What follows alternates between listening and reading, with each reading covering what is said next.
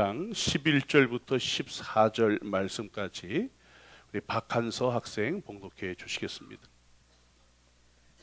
주의 사자가 그에게 나타나 향단 우편에 선지라. 사가랴가 보고 놀라며 무서워하니 천사가 그에게 이르되 사가랴여 무서워하지 말라. 너의 간구함이 들릴지라. 내 아내 엘리사벳이 내게 아들을 낳아주리니 그 이름을 요한이라 하라. 너도 기뻐하고 즐거워할 것이요 많은 사람도 그의 태어남을 기뻐하리니. 아멘. 우리 글로리아 찬양대에서 하나님께 영광 돌립니다.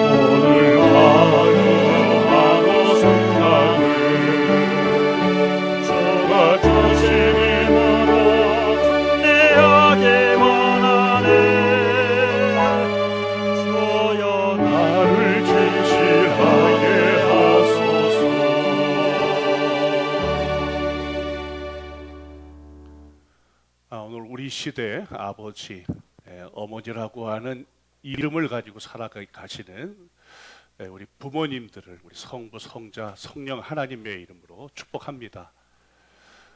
내가 자녀라면 모시고 있는 아버지, 어머니가 아직 있다면 모시고 있는 아버님, 어머님께 그 은혜에 대해서 효를 다하는 자식이 되기를 원합니다. 또 부모는 역시 부모로서 자녀들에게 영적인 유산을 물려줄 수 있는, 무엇보다도 영적인 책임을 살아있는 동안 포기하지 않고 계속해서 다해 주시기를 부탁을 드립니다. 저는 여러분들에게 계속해서 기도에 대해서 말씀을 드리고 드릴 거예요. 왜냐하면 저는 기도가 가장 좋은 하나님께서 우리에게 주신 선물이라고 하는 확신이 있어요. 특권이라고 하는 확신이 제게 분명히 있습니다.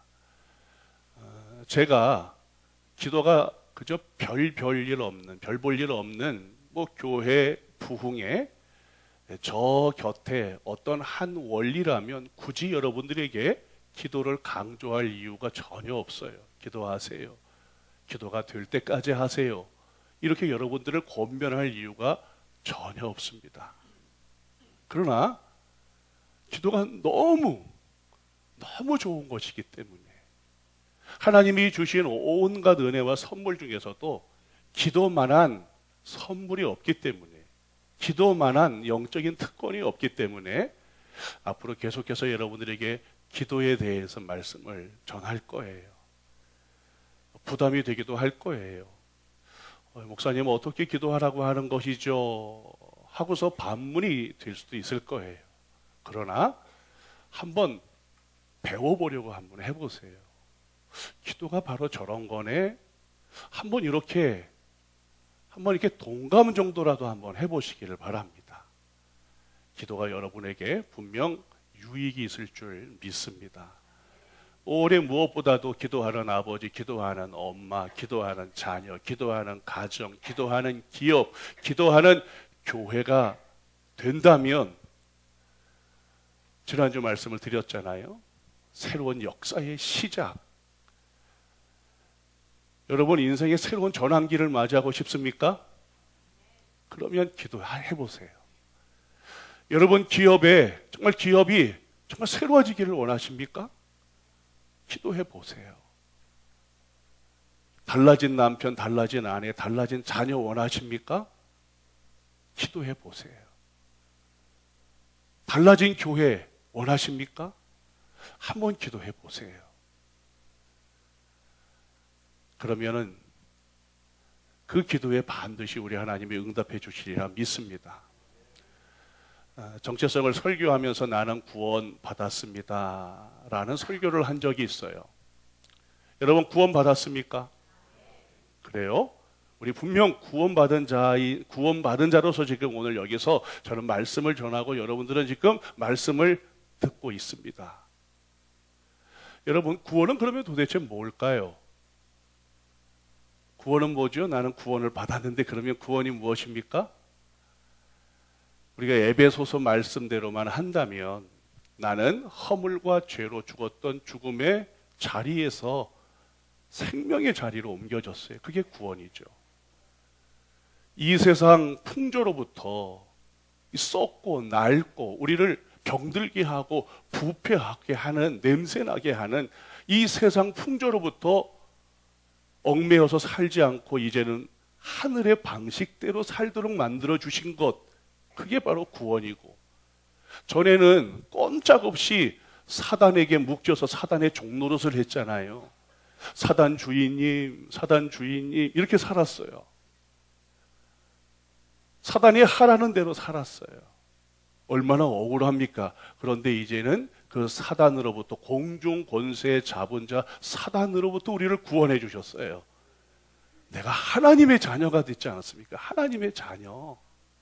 완전히 다르지 않습니까? 흑암의 권세 아래에 있던 내가 이제는 빛의 세계, 사랑의 세계 아래에 내가 살게 되었어요. 할렐루야. 불순종의 아들들처럼 육적인 본성에 이끌리면서 육적인 온갖 잘못을 다 해도 그것을 죄처럼 여기지 못했던 사람이었습니다. 그런데 이제는 내 안에 영적인 성향이 생겼어요. 영적인 성향. 육적 본성을 누르고 이기고 영적으로 살아갈 수 있도록 그렇게 해주시지 않았습니까? 죄와 허물과 죽음의 자리에서 영원한 진노를 피할 수밖에 없었던 우리를 진노의 자식으로부터 우리를 구원해 주셨어요. 그게 바로 구원이에요. 그 이전 것, 이 5가지 이전 것은 다 지나가고 보라, 새 것이 되었도다. 새롭게 되었습니다. 내가 새로운 피조물이 되었어요. 암에서 죽을 암에서만 다시 살아나도 나는 새로운 삶을 얻었습니다. 나는 이제는 새롭게 살겠습니다 하지 않습니까? 그런데 우리가 이렇게 구원을 받았잖아요. 이제는 새로운 세계가 열리고 새로운 삶이 열렸습니다. 정신도 낡은 정신이 아니라 새로운 정신, 마음도 뭐예요? 에스겔서 말씀해 보니까 새 영을 부어주겠다고. 요 마음 안에 온갖 어두운 것, 잡것, 세상 것, 더러운 것이 가득했었는데, 그냥 생각만 하는 것 다 이기적인 생각을 했었는데, 이제는 이 마음마저도 새 마음을 주셨고, 새로운 도전을 하게 생겼고, 헛된 야망이나 욕망, 헛된 바람이 아니라 새로운 바람을 갖게 됐지 않았습니까? 여러분 안에 새로운 욕망이 있잖아요. 사랑도 여러분들 옛 에로스 같은 욕망에 붙들린 그런 사랑이 아니라 아가페, 새로운 사랑도 하면서 살게 되었어요. 너무 좋잖아요, 여러분들. 새롭게 살게 되어서 새 것이 되었습니다.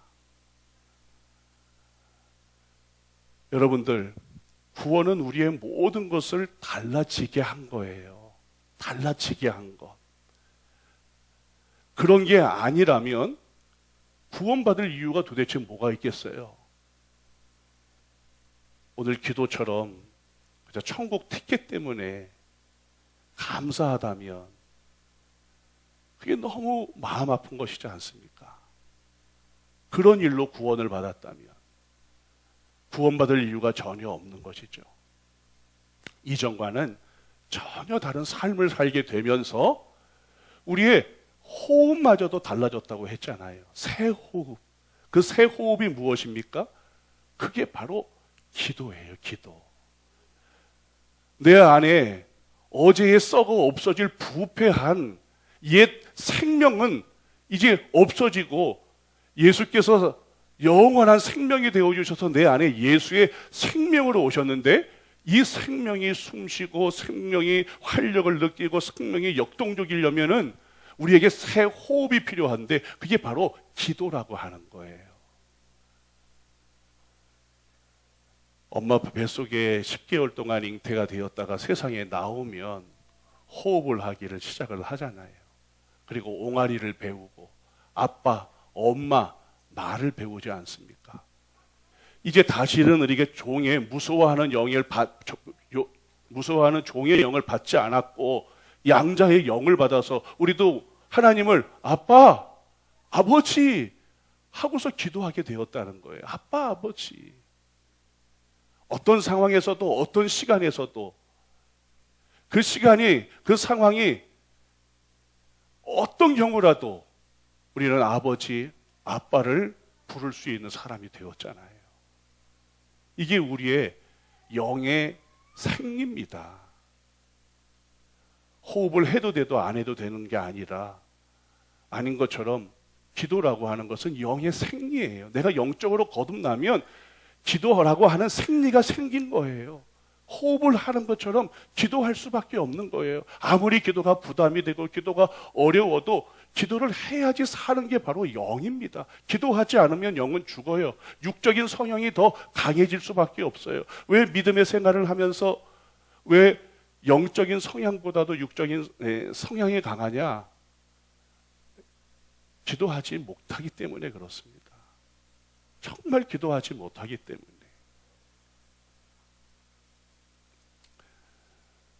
지난주 새로운 신약의 시대가 기도와 함께 시작이 되었다라고 하는 말씀을 여러분들에게 분명 드렸어요.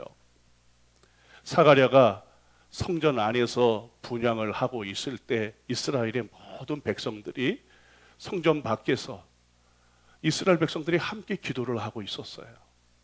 그런데 바로 그때죠. 그때 오늘 말씀해 보니까 바로 그때 11절에 여러분들 어떤 일이 일어납니까? 어떤 일이 일어나요? 주의 사자가 분향단 오른편에 나타났다고 여러분 성경에 기록을 하고 있지 않습니까? 여러분 왜 안 놀라세요? 여러분들 이런 본문을 읽으면서 여러분 우리 즐거운 교회가 목회자와 성도들이 목회자는 강단에서 하나님 앞에 기도하고 성도들은 성도들의 자리에서 있는 힘을 다해서 다 기도하는데 마침 그때 주의 사자가 나타나서 뭐 이 십자가 오른편이든 왼편이든 나타났다고 여러분들 한번 생각을 한번 해보세요. 이전에 우리가 한 번도 제대로 이런 일을 경험해 보지 못한 일이지 않습니까? 여러분 누가복음 1장은 구약의 말라기 이후에 400년간 우리 하나님께서 아무 말씀도 안 하셨어요. 마치 침묵의 세계입니다. 침묵의 시간을 보내고 있었어요. 하나님의 응답도 하지 않았습니다. 참 뭐 너무나 답답하지요. 그런 시대를 400년 동안 보내다가 지금 뭐예요? 마침 사가랴와 모든 이스라엘의 백성들이 함께 기도하고 있는데 그때 주의 사자가 나타나지 않습니까? 침묵을 깨고 하나님께서 나타나는 거예요. 침묵을 깨시고 닫힌 하늘의 문을 하나님께서 열어 제치겠다라고 하는 것이죠. 무엇이? 마침 기도가. 여러분 삶의 새로운 전성기를 누리고 싶습니까? 여러분 가정의 새로운 전성기를 누리고 싶습니까? 그러면 기도의 전성기가 오도록 한번 해보세요. 그러면 반드시 우리 즐거운 교회 역사든 여러분의 가정이든 여러분의 인생이든 여러분의 기업이든 기도의 전성기와 같은 새로운 전성기의 시대가 저는 열릴 줄 분명히 믿습니다. 마침 사가랴와 이스라엘 백성들이 안에서 밖에서 제사장과 이스라엘 백성들이 기도할 때 이런 역사가 시작이 되었다는 거예요. 1806년 8월 초 토요일 이 일화는 참 여러 가지 버전이 있어요. 인터넷에 들어가서 찾아보아도 뭐가 진짜 이야기인지를 정말 구별하기 어려울 만큼 그런데 대략 이런 이야기입니다. 1806년 8월 초 토요일 5명의 청년들이 강변에 모여서 놀았는지 모여서 기도를 했는지 그런데 빗방울이 떨어지기를 시작을 했어요. 이거 어디로 숨어야 되지? 빗방울이 막 떨어지니까 어디에 숨어야 되는지. 그런데 그 소나기를 피해서 건초 더미 안으로 이 청년들이 다 들어갔어요. 이 건초 더미 안에 들어가서 뭘 도대체 해야 될까? 스마트폰 켜고 뭐 이상한 거 보아야 될까? 나 지난주 이상한 거 봤는데 참 재밌더라. 육적 성향이 땅 땡기는 그런 이야기를 해야 될까요? 뭐 젊은이들이 모이면 그런 이야기 하기도 하잖아요. 뭐 할 게 얼마나 많이 있겠습니까? 그런데 그 건초더미 속으로 피했는데 그때 청년 빌즈가 성령께서 주시는 영감을 받아서 우리가 하고자 하면 할 수 있어. 우리가 하고자 하면 할 수 있어 하고서 해외 선교를 위해서 1806년 8월 초 건초더미 안에 가서 기도하기를 시작을 한 거예요. 다 함께 기도하기를 시작을 했습니다. 그게 건초더미 기도회라고 하는 거예요. 건초더미 기도회. 여러분이 인터넷에 쳐보세요. 건초더미 기도회. 그리고 이 건초더미 기도회에서 미국 학생 자원자 운동이 시작이 되었어요. 이 학생 자원자 운동의 집회에 참석했던 언더우드 아펜젤러가 해외 선교에 결심을 하고 1885년 4월 5일 부활절에 제물포 항으로 여러분들 들어오지 않았습니까? 그래서 한국 역사가 어떻게 됐어요, 여러분? 이렇게 여러분 이렇게 놀랍도록 여러분들 바뀌지 않았습니까? 어디서 시작이 되었어요? 건초더미 속에 청년 5의 기도에서 시작이 되었어요. 기도에서. 건초더미 기도회에서. 될 수만 있으면 여러분들 어떤 모임이든지 건초더미 기도회가 되기를 원합니다. 어떤 모임이든지 뜨겁게 기도를 한번 해보세요. 가정을 위해서, 기업을 위해서, 교회를 위해서, 영적으로 침체하고 있는 성도들을 위해서 기도해보세요. 그러면 새로운 역사가, 새로운 전성기를 분명 맞이할 수가 있습니다. 오늘 계속해서 사가랴의 설교에 대해서 여러분들 말씀을 전하는데, 기도하는 사가랴는 하나님을 두려워했습니다. 오늘 12절 말씀에 기도 중에 주의 천사가, 주의 사자가 나타나서 아주 놀라고 무서워하는 이야기가 기록이 되어져 있는데, 물론 천사가, 주의 사자가 나타났는데 어떻게 당황하지 않을 수가 있겠어요? 어떻게 무서워하고 놀라지 않을 수가 있겠어요? 어떻게 두려워하지 않을 수가 있겠습니까? 그런데 사가랴는 늘 하나님 앞에서 기도할 때 두려움을 가지고 있었던 사람이에요. 우리 지난주 말씀에도 사가랴를 가리키는 단어가 무엇입니까? 주 앞에, 주 앞에예요. 사가랴가 여러분을 항상 주 앞에 살았더니 그 아들 세례 요한도 주 앞에 그래요. 주 앞에. 주 앞에서 이 땅의 술을 먹지 않았어요. 주 앞에. 우리 부모가 주 앞에 있어야지만 자식도 주 앞에 있게 돼요. 그 주 앞에서 어떤 삶을 삽니까? 주 앞에서 의인의 삶을 살고 흠 없는 삶을 살았어요. 왜? 주 앞에서 기도하는 그 자리가 하나님을 향한 두려움으로 가득했기 때문에 그래요. 오늘 우리와 너무 다른 모습이죠. 우리는 너무 경솔합니다. 너무 경솔해요. 그래서 말도 경솔하고 행동도 경솔합니다. 뒤끝 없다고 이야기를 잘하는데 이미 말은 다 토해냈는데 뒤끝 없으면 뭐합니까? 너무 경솔해요.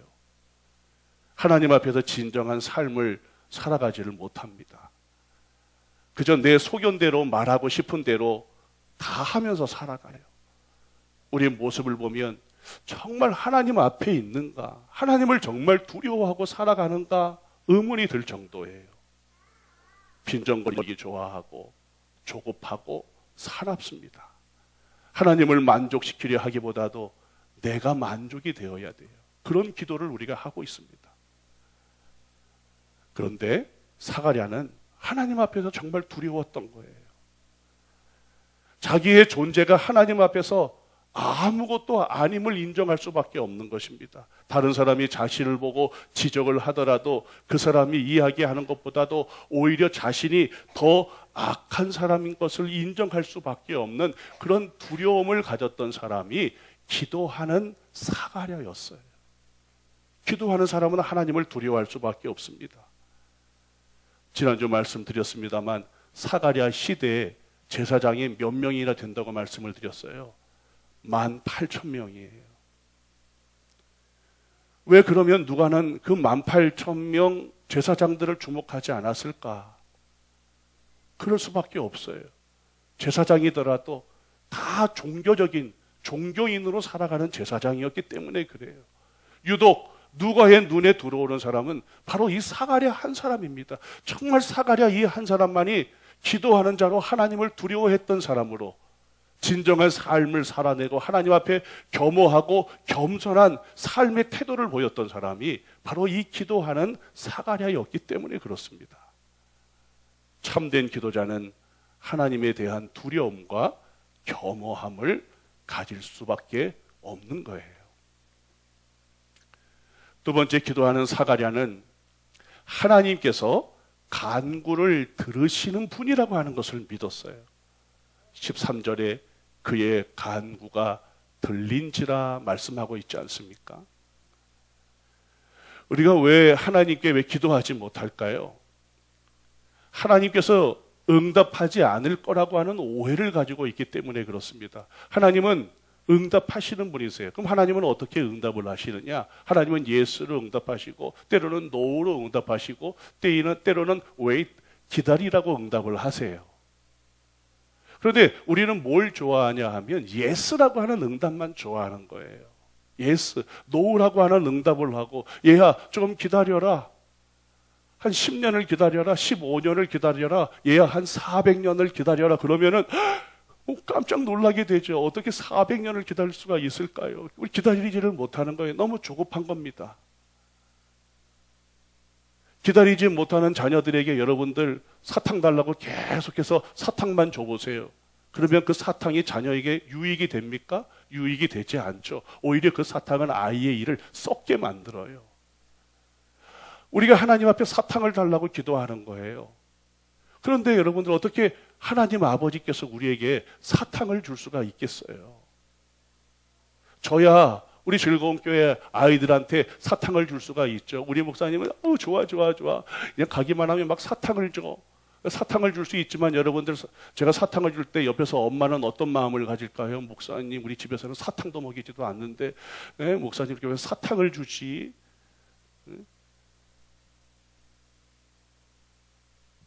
마음의 직선적인 엄마는 목사님 우리 집에서 사탕 먹이지 않아요 하고서 이야기도 할 거예요.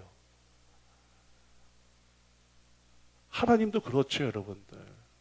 여러분들이 좋은 것이라고 생각을 하지만 그것을 주다간 그것이 우리들에게 독이 될 수가 있는 거예요. 우리를 썩게 만들고 병들게 만듭니다. 그래서 하나님은 노우라고 하는 응답을 하시는 거예요. 어떤 응답은 정말 오래오래 기도를 해도 하나님께서 아브라함에게 15년 동안 나타나지 않았던 것처럼 이스라엘 백성들이 400년 애굽에서 압제를 받아도 우리 하나님께서 아직 나타나지 않았던 것처럼 때로는 우리 하나님께서 너무 길게 기다리라고 말씀하시는 경우도 있어요. 그러나 여러분들 그것이 예스든 그것이 노든 그것이 기다리라든 다 무엇입니까? 하나님께서 응답하시는 분이라는 거잖아요. 하나님은 응답하세요. 여러분, 우리 하나님께서는 창조주 하나님이시지 않습니까?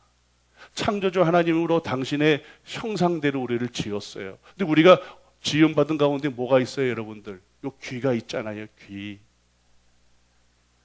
들으라 라고 하는 말만이 아니라 하나님께서도 뭐예요? 너희들의 이야기를 들어주겠다라고 하는 거예요. 들어주겠다. 하나님께서 우리에게 말씀만 하시는 분이 아니십니다. 너희들이 이야기를 하면 나는 듣는 하나님이라고 하는 거예요. 듣는 하나님. 여러분들은 하나님의 자녀이지 않습니까? 분명히 구원받았다고 하지 않았습니까? 여러분들이 사생아입니까? 여러분들이 고아입니까? 아니에요. 여러분들은 하나님이 그리스도 예수를 통해서 낳은 하나님의 아들, 하나님의 딸입니다. 생각을 한번 해봅시다. 다른 집 아이가, 우리 집 아이가 아니라 다른 집 아이가, 우리 저기 신유가 병원에 입원을 했으면 제가 우리 박율 집사님, 우리 성가대 가운데 우리 지민표 권사님 아들이 병원에 입원했던데요? 하고서 저는 끝낼 수가 있어요. 제 자식이 아니니까. 여러분 모두도 그럴 수 있잖아요. 그런데 내 배에서 태어난 자기 자식이라면 그렇게 끝낼 수 있습니까? 그렇게 끝낼 수 없죠. 병원에 입원했더라? 우리 김인표 권사님이 신유가 입원했더라? 이렇게 할 수가 있습니까? 그렇게 하지 못하는 거예요. 왜? 우리는 창조주 하나님이 지으신 그분의 피조물이고 그분의 자녀입니다.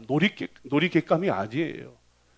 그래서 그분은 우리의 고통을 아시고 우리가 어떤 걱정을 하고 염려를 하시는지도 다 아시고 들어주시는 분이세요. 새 한 마리도 하나님의 허락 없이는 떨어지지 않는데 하물며 당신이 사랑하시는 우리지 않습니까? 우리 하나님은 들어주시는 분이세요.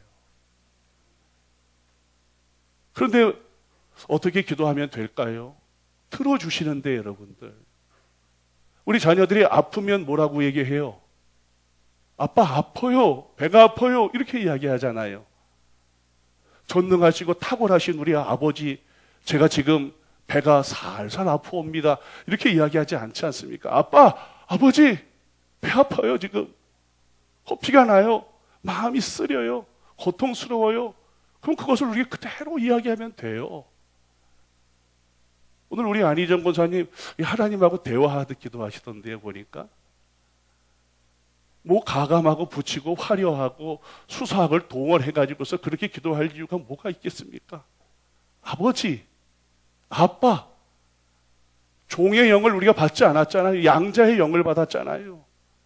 기도가 생리예요. 아프면 아빠 아파, 고통스러우면 아빠 고통스러워, 힘들면 아빠 힘들어, 너무 무거우면 아빠 나 너무 무거워. 뭐가 있겠어요, 여러분들? 단지 기도하지 못하는 이유가 우리 가운데 여러 가지가 있어요. 여러분, 제가 지난 한 3년 전에 허리 디스크 초기라고 하는 증상을 받아가지고서 그때 그럴 때 놔주는 주사가 있잖아요. 3번 주사를 맞았어요. 그런데 주사를 통해서 이게 낫는 게 아닙니다. 의사가 제게 부탁을 했어요. 허리에 근육을 만들어야 합니다. 그래야 이 디스크, 이 허리를 근육이 딱 잡아줘가지고서 그냥 어떻게 해도 고장이 나지가 않아요. 잘못 삐끗할 수 있지 않습니까? 그런데 이 근육으로 많이 운동으로 단련이 되어지면 웬만한 일에 대해서는 다 이길 수가 있다는 거예요. 그러면 제가 지난 3년 동안 뭐 하면 되죠? 운동하면 돼요. 근데 그걸 제가 이론으로 배우고 실천하지 않으면 어떨까요? 아무 소용이 없어요. 다른 게 없습니다. 운동을 하는 거예요. 기도는 해야 되는 거예요, 여러분들. 훈련이 되지 않으면 평생 기도가 되지가 않습니다. 그러니까 이게 근육을 키우지 않으니까 어떻게 됩니까? 조금 뭐 이런 거 들고 그러면 삐끗하고 아프고 매년 그래서 한 1년에 2번 정도는 이 허리 때문에 고생을 하는 거예요. 다 제가 잘못해서 그런 거죠. 제가 운동을 하면 되는 거예요.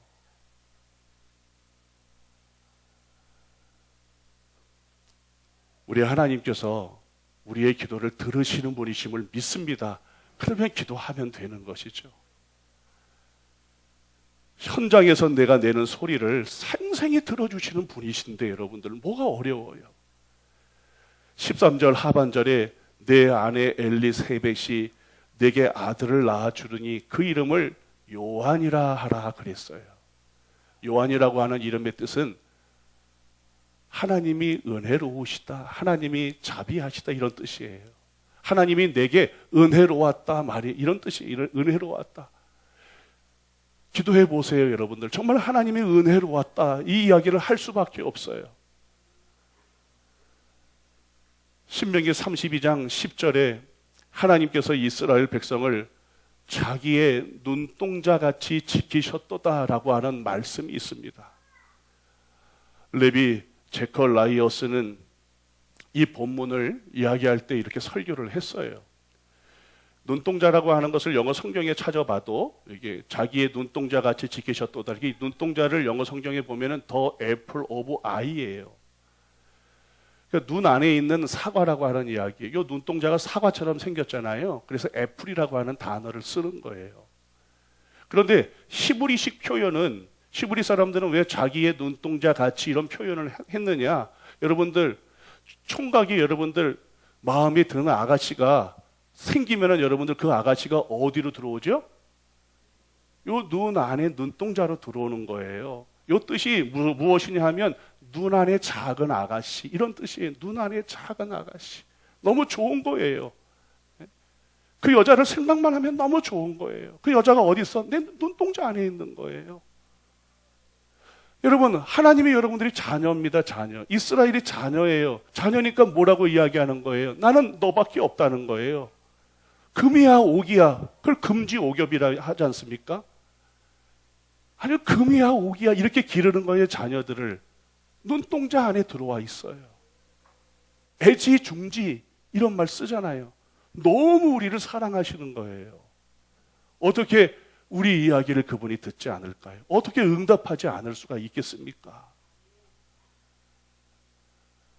항상 우리를 하나님께서 주목하고 계시다는 겁니다.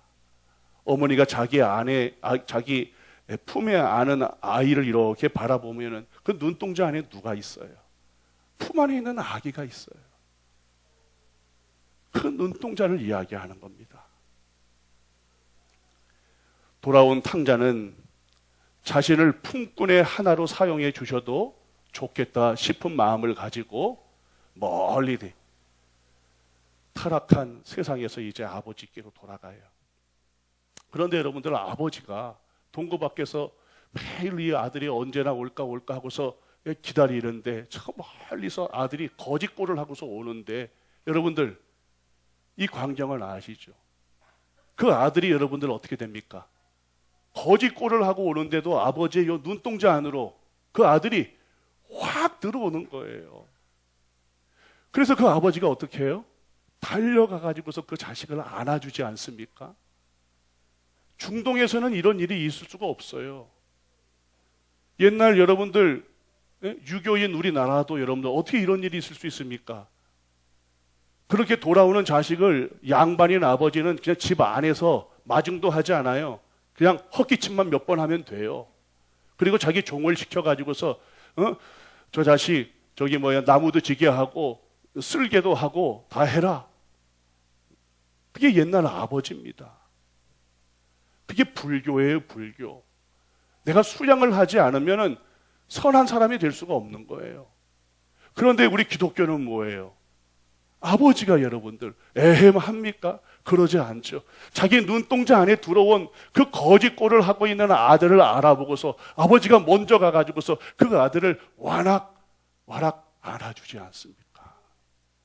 그런 아버지가 어떻게 우리의 기도를 듣지 않으시겠어요?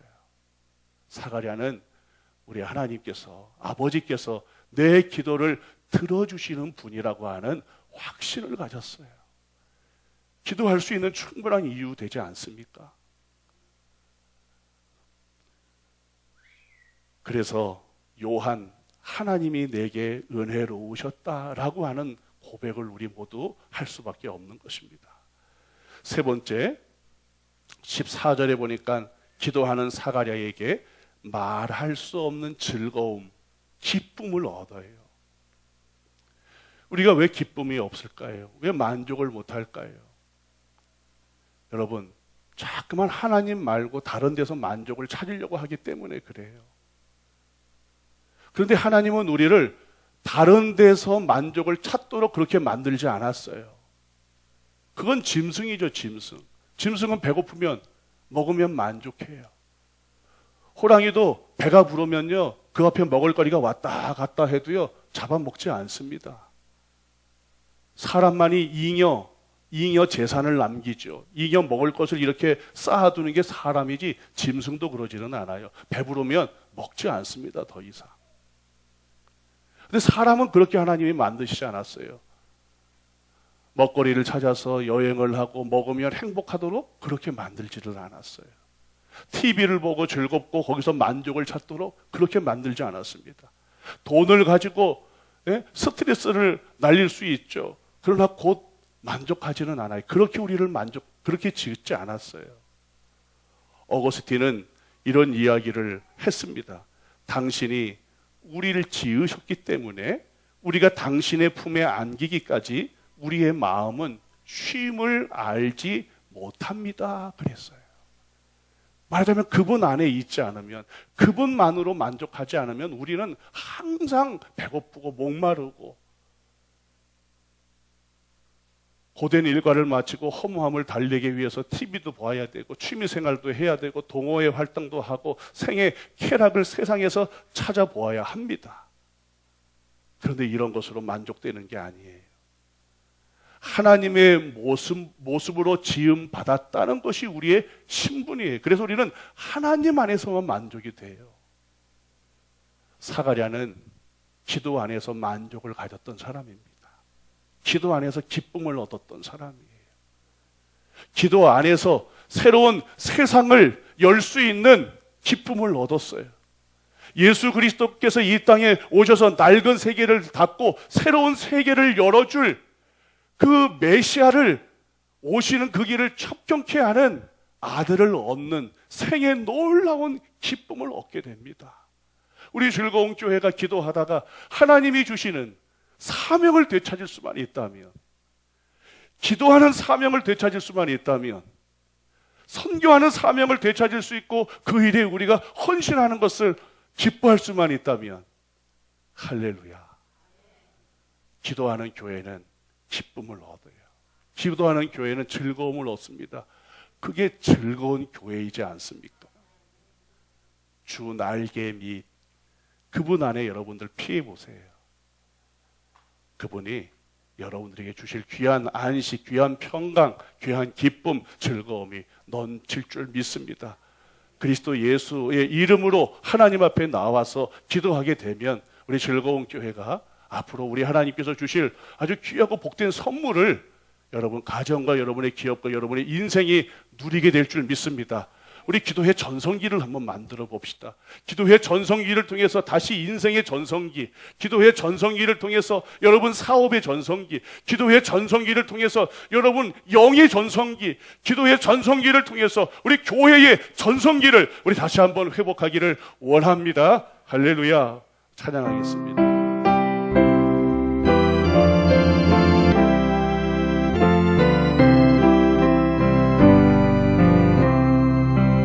나에게 미 내가 평안이시네 앞에 법이 바람 불어져도 하나님께서 날 지켜주시니 거기서 평안히 쉬리로다 주 날개 미 평안하다 사랑 그늘 자니요 주 날개 밑에 쉬는 영혼 영원히 거기서 살리 주 날개 밑 나의 피난처 되니 거기서 쉬기를 원하노라 세상이 나를 위로치 못하나 거기서 평안을 누리리라 주 날개 니 평안하다 그 사랑 그늘 자니요 주 날개 니 내 쉬는 영혼 영원히 거기서 살리 주 날개 참된 기쁨이 있네 고달픈 세상 길 가는 동안 나 거기 숨어 꿀보심을 받고 영원히 안식을 얻으리라 날개니 평안하다 그 사랑 그늘 자니요 주 날개니 내 쉬는 영혼에 영원히 거기서 살리 우리 기도의 전성기를 이루기를 원합니다. 우리 즐거운 교회가 기도의 전성기를 만들어 보겠습니다. 인생의 기도의 전성기를 만들어 보겠습니다. 우리 아빠 아버지 우리 기도하겠습니다. 아빠 아버지